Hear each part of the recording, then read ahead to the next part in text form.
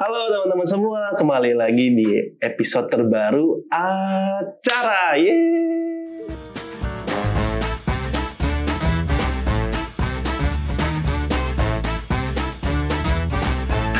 Oke, sekarang kita ngobrolnya nggak di studio sendiri. Kita lagi main ke studio namanya Altalune. Betul ya kayak? Ya, Altalune Space. Altalune Space, Altalune Space ya. Buat yang mau tahu di mana itu, detailnya seperti apa, ini boleh klik di sini atau mungkin di sini. Nanti aku kasih linknya di deskripsi, oke? Nah, aku sekarang ditemenin sama kakak cantik ini, namanya Kak Hime. Halo, Kak Hime.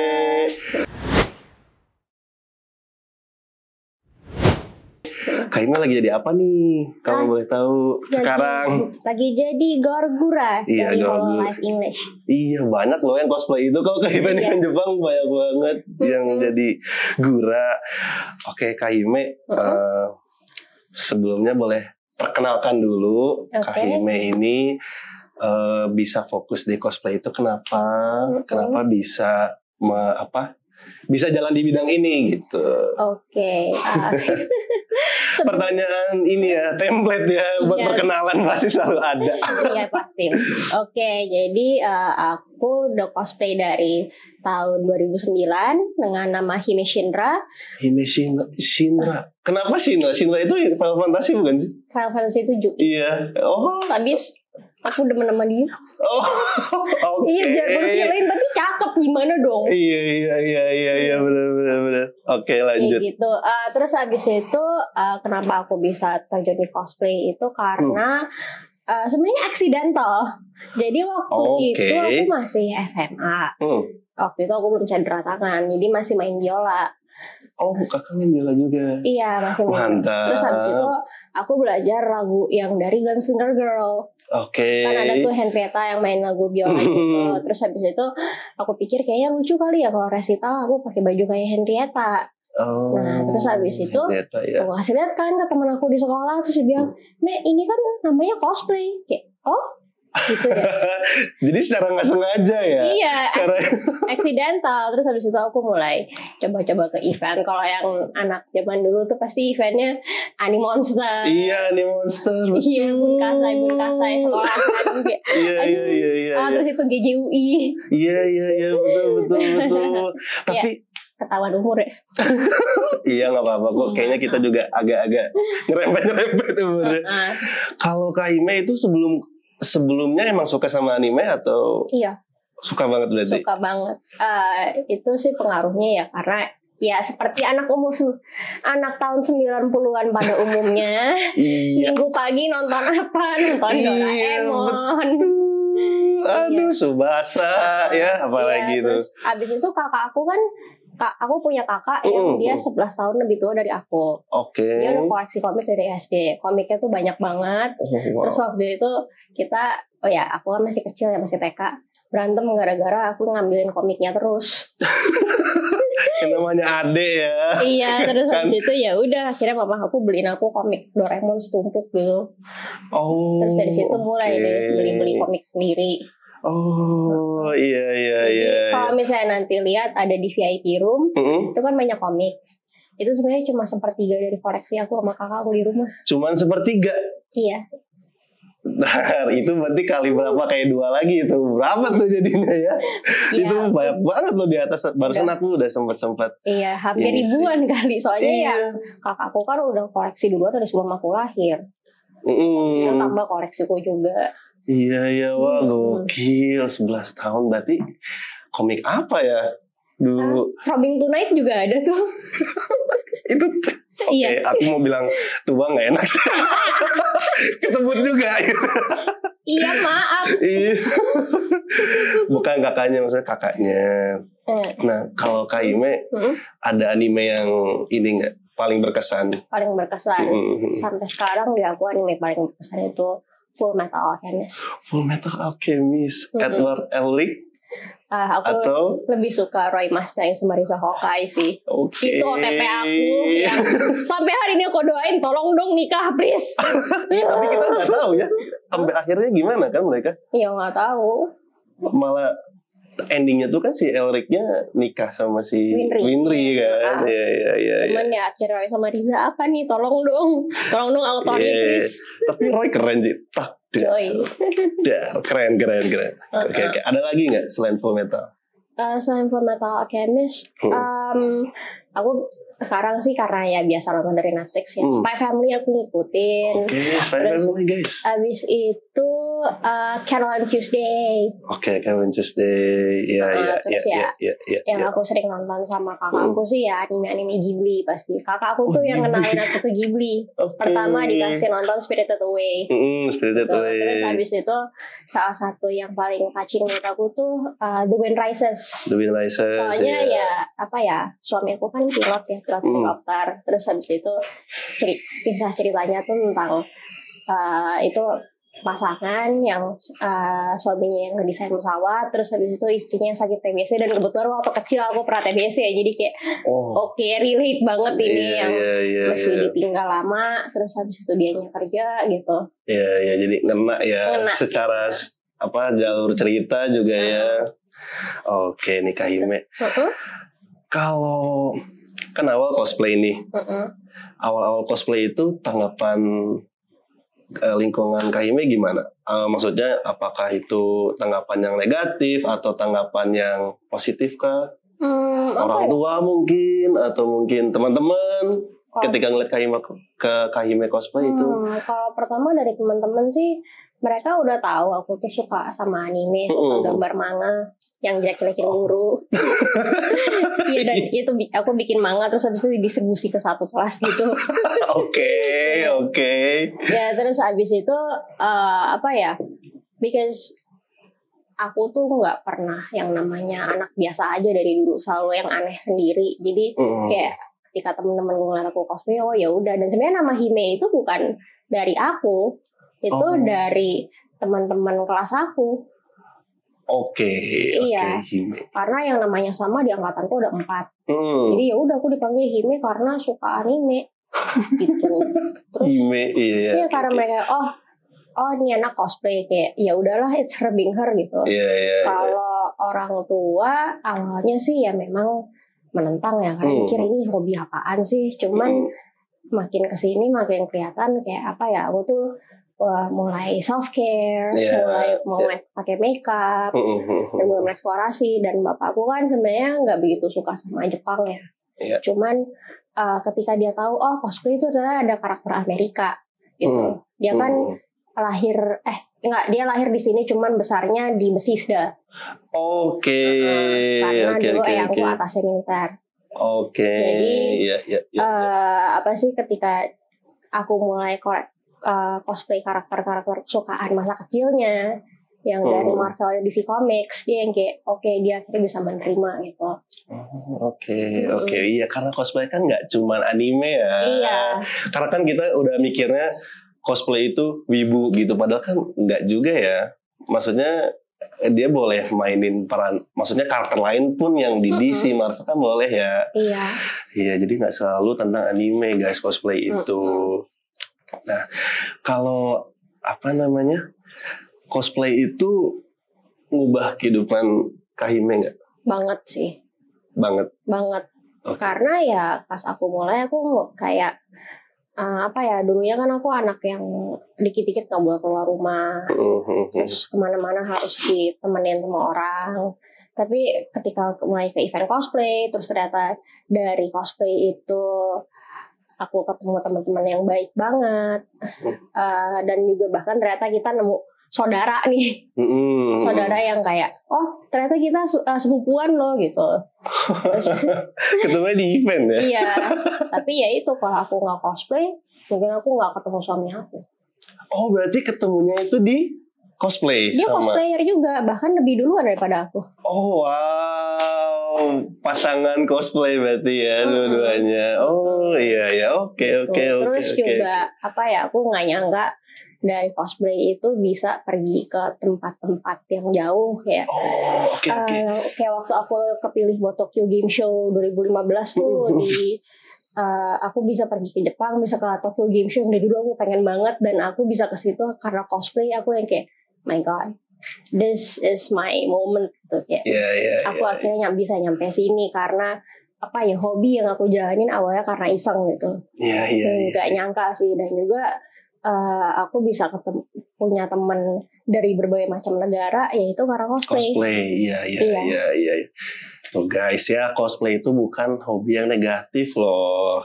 Kan mungkin apalagi di angkatan aku dulu ya, waktu zamannya SMA, bahkan aku pun kayak ngelihat cosplay itu kayak yang apa sih gitu. Dulu aku sempat kayak gitu loh. Jadi kayak walaupun aku suka sama anime, aku suka sama manga gitu, cuman kalau ngeliat cosplay kayak yang apa sih gitu dulu. Cuman begitu sekarang mulai terbuka nih ya, mata dan pikirannya mulai terbuka gitu, kayak oh ternyata cosplay itu kalau misalkan ditekuni itu adalah suatu hal yang luar biasa loh. Bisa ke Jepang loh gara-gara cosplay. Itu dia, makanya. Dan juga bisa ketemu orang-orang hebat. Itu. Jadi nggak negatif ya teman-teman, cosplay itu. Asal tahu arahnya kemana aja sih. Kalau kita memang berkumpul sama orang-orang yang mau maju, mau berpikir positif, pasti kita ketemunya sama orang-orang yang seperti itu juga. Kalau kumpulnya cuma sama orang-orang yang cari drama terus, ya udah, kita bakal ngelihat sisi negatif cosplay doang gitu. Yes, betul. Circle ya. Nah Kaime, aku mau tanya tentang cosplayer baru nih, yang baru-baru, mungkin yang kan kalau Kaime udah masuknya udah veteran lah ya. bukan veteran tuh, maksudnya udah fosil. Bukan fosil udah nggak ada dong. Lebih berpengalaman gitu. Kalau ngelihat cosplayer yang sekarang itu, menurut Kaime pendapatnya apa? Kadang ya sukanya sih karena sekarang cosplay udah nggak dipandang negatif kayak dulu, dan itu jadi ada pergeseran gitu. Jadi not necessarily harus wibu atau harus fans berat, tapi untuk content creating juga orang udah mulai pakai cosplay gitu. Buat aku sih ya sah-sah aja gitu. Namanya juga orang pengen berkarya, pengen kreatif. Betul. Tapi yang sangat disayangkan itu kadang-kadang ya attitude-nya anak-anak baru ini. Ya kalau bahas kita sedikit ya soal studio ini, kadang aku bener-bener nggak tahu ini orang-orang punya common sense nggak sih gitu. Kayak misalnya ini tatami sering lo diinjek-injek pakai alas kaki, padahal udah ada peringatannya di situ, kita tulis tuh ada denda. Tapi nggak dibaca sama mereka. Dan yang namanya tatami itu kan even di budaya Jepangnya sendiri itu tuh bukan sesuatu untuk diinjak pakai alas kaki. Iya gitu. Padahal udah kita biayain berkali-kali, tetap aja orang ngelakuin. Terus pernah kita kehilangan sendok besi yang bukan sekali pakai. Jadi ada rombongan gede, anak baru semua nih, cosplayer TikTok lah. Nyewa studio ini ceritanya. Iya, nyewa studio ini. Terus habis itu mereka break mau makan siang, pinjem alat makan dong. Ya udah. Terus habis kelar semuanya, kok sendoknya hilang semua. Jadi kita cuma sisa 3 sendok di studio ini. Terus kayak habis itu ternyata dibuang. Dibuang. Kan sendok besi. Kenapa dibuang? Gak tahu, dibuang ke tong sampah depan. Aku yang kayak aduh udah males deh ngambilinnya, beli aja yang baru. Kan maksudnya sendok makan besi kan itu bukan sekali pakai kan, harusnya harusnya mengerti lah. Common sense wear gitu. Terus waktu itu juga pernah ada temen aku di event, dia tuh buka booth yang jualan poster, jualan action figure gitu. Nah itu anak baru tuh, kenapa dia tahu anak baru? Soalnya dia cosplay tapi nggak pakai wig. Ya itu salah satu fenomena anak baru. Jadi jadi apa sih? Dia dengan santainya naro tasnya di atas poster temanku, brak gitu. Terus habis itu dimarahin dong. Terus dia nggak ada maaf, nggak ada apa, cuma kayak oke. Terus habis itu ambil tasnya lagi, terus ya udah Jadi kayak apa ya, mungkin karena cosplayer jalur pandemi itu kita ngomongnya itu mereka terbiasa bikin konten cuma buat di dalam kamar. Nah, kalau di kamar sendiri kan ya terserah ya, mau berantakin barang mana juga, mau taruh barang berserakan juga bodo amat. Cuman kalau di event ya nggak bisa gitu, barang itu harus di pegang sendiri, harus dibawa-bawa sendiri gitu. Kalau misalnya emang merasa capek atau males ya either nggak usah cosplay di event, nggak usah maksa, atau ada temen yang jadi helper kek, atau beli tas yang praktis lah gitu. Karena tidak semua event aman dan menyediakan penitipan barang. Malah kalau yang di luar kota, ada temenku tuh sampai yang di kamar mandi nemu kotak makeup yang koper gitu, dibiarin aja di kamar, di toilet umum kebuka.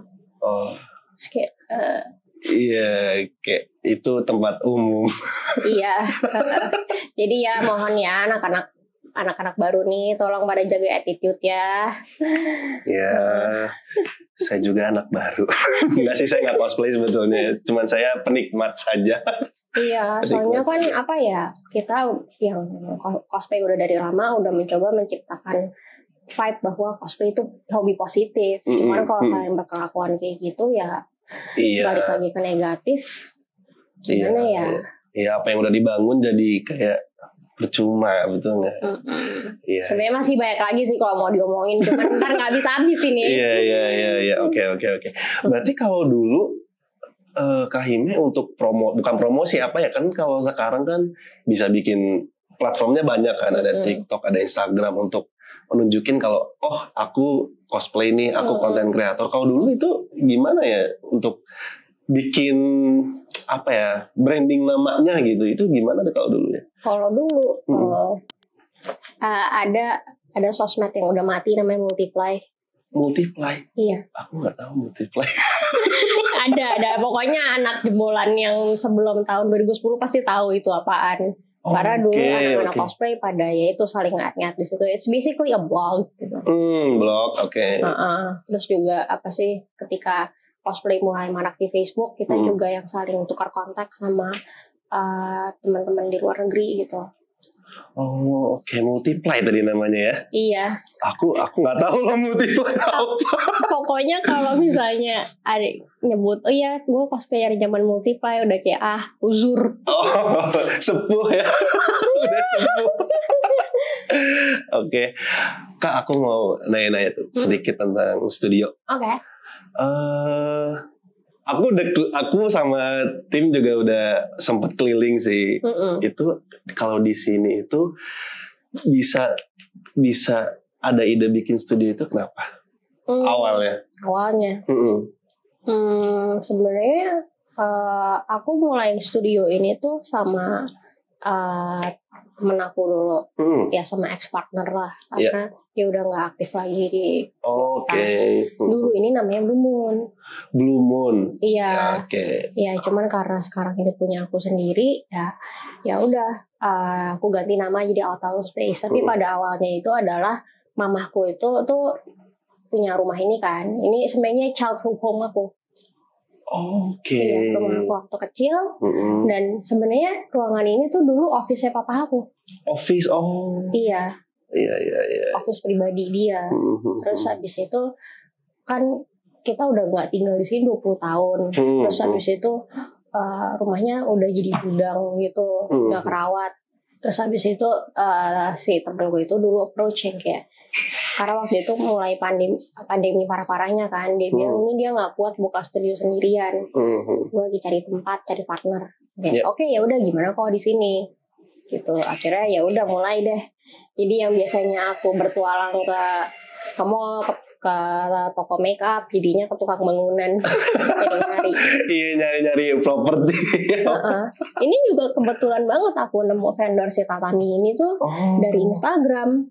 Oke. Iya, ini apa sih, sistem pengrajinnya itu memang dari Jepang. Cuman ini made in Indonesia.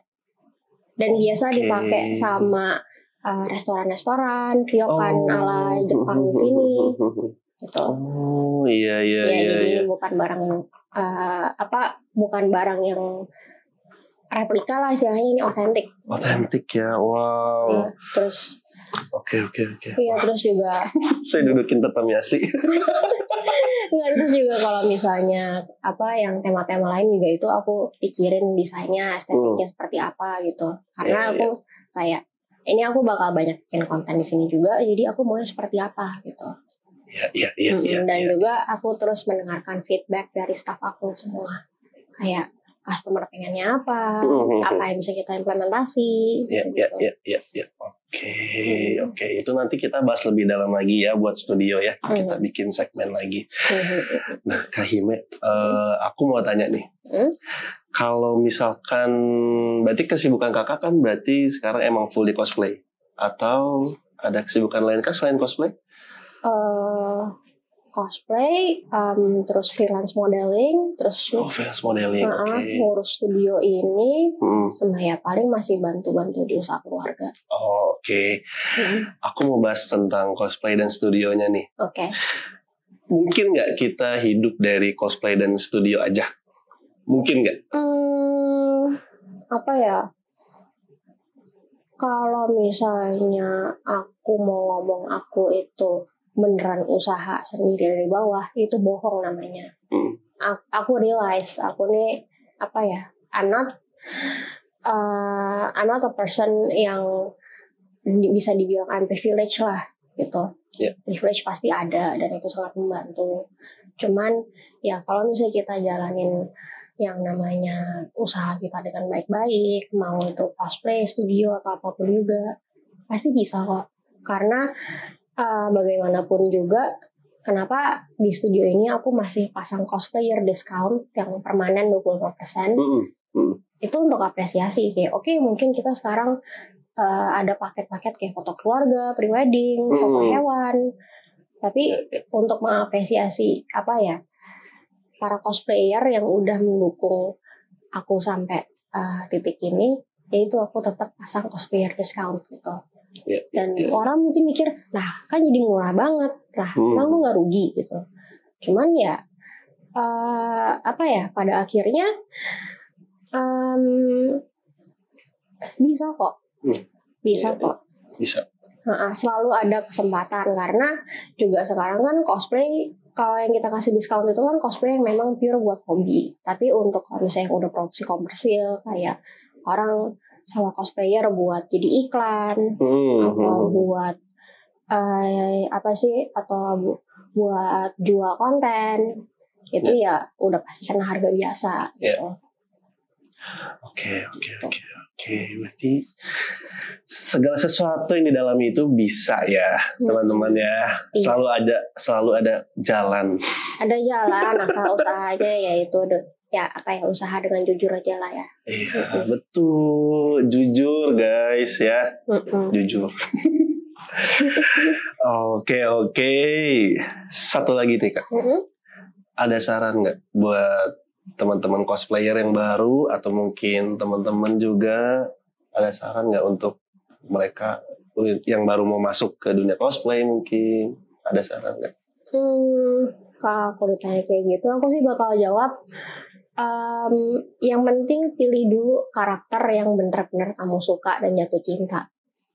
Gitu. Karena kalau misalnya kayak cuma ngejar, karakter ini lagi populer, aku mesti cosplay ini, padahal nggak tahu karakternya, lama-lama nggak bisa enjoyable seperti itu.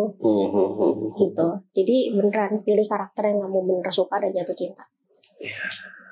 Supaya kan, karena cosplay kan setahu aku harus mempelajari karakternya dia gimana, betul kan? Harus seperti itu kan. Jadi kayak kalau misalkan memerankan orang yang kita nggak suka, mungkin agak kayak ikutan tren doang, kayak yang kita nggak tahu dia lama-lama capek loh. Iya, lama-lama capek. Oke. Sekarang kita ngobrolin hobi ya kayak. Oke deh. Karena tadi kan udah topiknya cosplay berat ya, maksudnya pekerjaan gitu. Tentang pekerjaan. Oke. Berarti Kak Hime main game kah? Atau Oh iya tentu. konsol, game konsol atau PC atau? Karena aku nggak punya PC jadi mainnya konsol. Konsol PlayStation aku udah punya dari zaman PS1, 2, 3, 4, 5 nggak ada yang skip. Oke. Aku ke skip di PS5 sebetulnya. Terakhir aku PS4. Begitu PS5 aku beli PS5 abis itu sebulan makan nasi kecap. Apalagi dulu zaman-zamannya pandemi itu kan mahal banget itu. PS5. Kebetulan aku dapat travel. Oke. Iya, jadi bisa beli yang murah. Oke. Harga yang nggak digoreng. Aku waktu itu nyari harga lumayan loh. Udah nanti aja. Saya bingung kalau beli. Iya sih. Makan apa saya besok? Berarti ngikutin dari PS1 berarti ya? 1, 2, 3, 4. Ada game yang ini nggak? Berkesan ya. Apa ya? Pasti Final Fantasy atau enggak? Iya, Final Fantasy. Oke. Banyak sih serinya aku suka, cuman emang 7 itu yang paling aku sayang. Oke, 7 ya. Aku sih main FF4, FF12, terus abis itu 13 juga sempat main, terus sama 14 sama 15 juga. 14 yang online ya berarti ya? Iya. Online ya. Sempat main, terus habis itu ini nih masalah yang kalau kita temuin kalau udah tua. Jadi punya duit buat beli game tapi waktu mainnya nggak ada. Iya betul, itu dia, beli mahal-mahal ya. Iya, terus abis itu ada loh game yang aku udah beli dari 3 tahun yang lalu, bungkusnya belum dibuka. Serius? Maaf. 3 tahun guys. Maaf. Game apa itu aku? Apa ya, aku lupa. Pokoknya ada beberapa yang kayak gitu. Ya loh, ini masih dibungkus. Oh, nggak cuma satu? Enggak. Terus betul. apa ya? Aku suka Dragon Age, Mass Effect. Kalau sebelumnya kan pernah interview siapa, Dimas Kukuh ya? Iya betul. Dia bikinin kostum Mass Effect aku. Oh dia, iya. Terima kasih Kak Dimboy. Yoi. Berarti emang ini ya, dia sangat terkenal ya untuk bikin kostum-kostum gitu. Enggak, cuma dia yang ngiyain. Oh cuma dia yang ngiyain. Iya, karena yang namanya cosplay Commander Shepard-nya itu tuh enggak, setahu aku enggak ada ya di Indonesia, baru aku doang. Iya. Ada ini enggak cosplay next-nya untuk dari karakter game, ada nggak? Karakter game? Ada nggak? Shiva-nya FF7 sih pengen. Shiva? Shiva yang S ya? Iya, terus juga sama pengen Yuffie bisa. Yuffie ya, Yuffie. Iya, manis dia. Iya, Yuffie lucu sih. Tapi tunggu duitnya ada dulu. Berarti kan dia harus buat si shuriken apa sih? Shurikennya aku udah punya. Udah ada?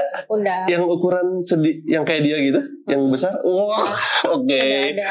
Kebetulan aku dibikinin sama temenku yang prop maker udah dari lama banget. Cuman ya itu kostumnya wacana mulu. Aku punya yang kostum Yuffie FF7 Classic, cuman ngeliat yang baru yang dia pakai tudung mugel itu aku kayak, aduh ini lucu banget, mau deh. Oh iya, pakai iya benar tudung mugel ya, lucu sih itu. Terus game apa lagi ya yang aku suka?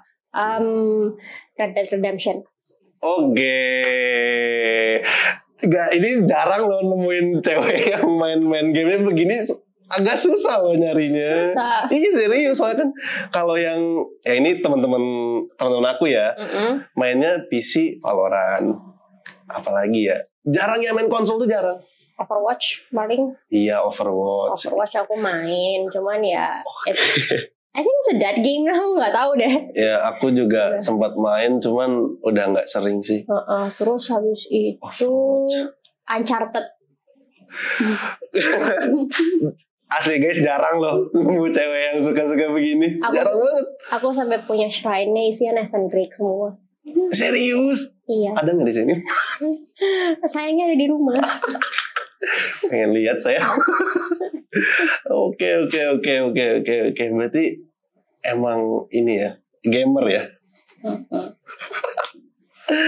Oke. Kalau Tifa suka nggak? Tifa. Aduh, jujur, aku kalau misalnya lahir jadi cowok, aku mau punya istri kayak dia. Iya, Tifa. Waifu nomor 1. Iya, itu waifu para penggemar FF kan. Kalau nggak Tifa, Aerith. Iya. Aerith. Kalau nggak main FF10 nggak? FF10 yang mana ya? Yang FF10 tuh yang karakter utamanya Tidus namanya. Oh, Tidus. Iya. Kalau nggak itu kan si Yuna kan. Iya, Yuna juga cantik sih. Yuna juga cantik. Tapi emang di FF7 enggak di FF Universe ada yang karakter yang jelek. Paling ada yang gila. Tapi nggak iya sih, nggak ada ya. Nggak ada loh. 13 Lightning kayak gitu. Oke. Iya. Noctis oke. Iya. Gak ada yang jelek kecuali yang masih pixel-pixel itu. Masih FF1, 2, 3 kan masih gambarnya masih ini siapa? Masih sama semua. Kalau Pokemon main nggak Pokemon? Pokemon main sih. Kebetulan aku masuk ke Pokemon dari kecil. Oke. Dulu kamar aku isi Pikachu semua. Pikachu? Main yang di Game Boy nggak dulu? Oh iya, Game Boy aku yang Game Boy Color warna ungu, aku masih ingat. Terus game pertama aku Pokemon Yellow. Terus habis itu aku ingat papaku beliinnya di Mall Taman Anggrek. Mall Taman Anggrek. Iya. Berarti itu main semua versinya atau enggak? Ya casual aja sih. Casual. Oke. Cuman ya itu kan semakin kesini kan game Pokemon tuh makin kelihatan advance banget ya. Dibanding kita yang waktu masih kecil cuma pixel-pixel doang. Iya bener, terus banyak item-item yang nggak tahu ini buat apa. Aku terakhir main yang mana juga, yang black and white tuh udah bingung itu. Iya, cuman ya itu makin kesini juga bentuk Pokemonnya makin unik-unik. Malah ada yang kayak di remake, bukan di remake sih, jadi kayak versi alolannya. Iya. Ini kadang kan suka ada ya. Jadi kayak mungkin udah bingung juga kayak udah kebanyakan Pokemonnya, apalagi inspirasinya ya. Oke deh. Satu lagi Kak. Iya. Kalau misalkan ini bukan tentang game sih. Kalau misalkan Kakak fokus di bidang cosplay, skill buat bikin kostum perlu nggak sih? Skill buat bikin kostum? Yeah. Apa ya? Ada memang cosplayer yang mikirnya ya udah kostum harus bikin sendiri. Kalau yang di zaman sekarang kan ya ada yang tinggal beli gitu atau tinggal sewa. Ya menurut aku sih semua sah-sah aja. Aku sendiri juga tadinya aku masih bisa bikin prop kecil, cuman karena ini aku cedera tangan, tahu nggak gara-gara apa? Gara-gara apa tuh? Dulu main Street Fighter buat kompetitif. Oh serius? Iya, terus aku kena carpal tunnel. Pakai alatnya yang ini berarti yang kayak arcade itu atau di stick? Pertama di stick, terus habis itu beli yang apa sih arcade controller? Ya arcade control, iya. Oh itu bisa cedera ya? Aku baru tahu. Bisa, carpal tunnel syndrome itu banyak gamer yang kena sebenarnya. Itu rasanya gimana sih? Jadi misalnya kayak aku megang ini nih, bisa tahu-tahu jatuh gitu aja. Jadi nggak punya kekuatan genggam lagi, terus habis itu juga kayak aku motong-motong busa hati udah nggak bisa. Terus kadang-kadang kalau udah sakit banget tuh udah cuma bisa dikompres doang. Dan waktu itu kan tindakannya kalau nggak operasi ya paling terapi. Harus operasi ya? Kalau operasi juga nggak menjamin apa-apa karena bisa jadi malah tambah parah. Akhirnya kebetulan ibu kan dokter, dia meneliti stem cell, disuntik stem cell akhirnya baru sembuh. Itu aku sakitnya 5 atau 7 tahun gitu.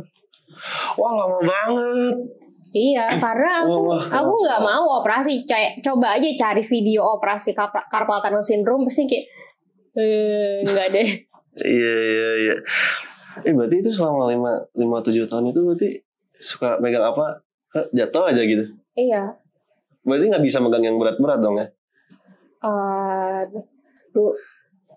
Nggak peduli berat atau ringan. Pokoknya kayak misalnya gelas saja gitu bisa tahu-tahu lepas sendiri. Tapi ya sekarang karena udah terapi, terus habis itu aku daripada costume making, entah kenapa malah larinya ke akrobat. Akrobat? Iya. Akrobat gimana tuh maksudnya? Aerial silk. Kayak Cirque du Soleil. Oh iya? Iya, aku belajar. Serius? Pakai kain sama pakai ring. Jadi itu awalnya itu gara-gara cosplay juga nih. Aku kan nonton The Greatest Showman, terus pengen banget cosplay Ann Wheeler. Terus kayak, kayaknya belajarnya asik juga. Dan ternyata ada tempat sekolah akrobat di dekat rumah aku. Ya udah aku daftar, itu setahun penuh aku belajar. Terus ya udah, habis itu photoshoot. Berarti masih bisa dong sekarang? Bisa. Gue pengen minta praktekin cuma di mana ya di sini. Kayaknya gak bisa. Sebenarnya di atas ada gantungannya buat aku latihan. Oh, latihannya di sini, di atas itu. Enggak, di atas aku pasang buat kalau misalnya emang perlu foto yang akrobatik. Tapi sayangnya aku lagi nggak bawa aparatusnya. Oh, nggak ini ya, nggak bisa jadinya. Oke. Oke teman-teman, itu tadi obrolan singkat tentang cosplayer yang sebetulnya masih banyak ya kalau mau dibahas ya. Banyak banget dari banyak lah. Karena durasi nih ya, kita harus udahan nih guys. Sebelum udahan kita ada salam dulu. Salam BMC Kak. Oke, udah bisa kan tadi udah aku ajarin? Udah. Jangan lupa sendiri yang Iya tadi aku malah lupa. Oke siap, 1, 2, 3. Salam BMC, bangga menjadi cosplayer. Oke, sampai ketemu di episode selanjutnya. Bye bye.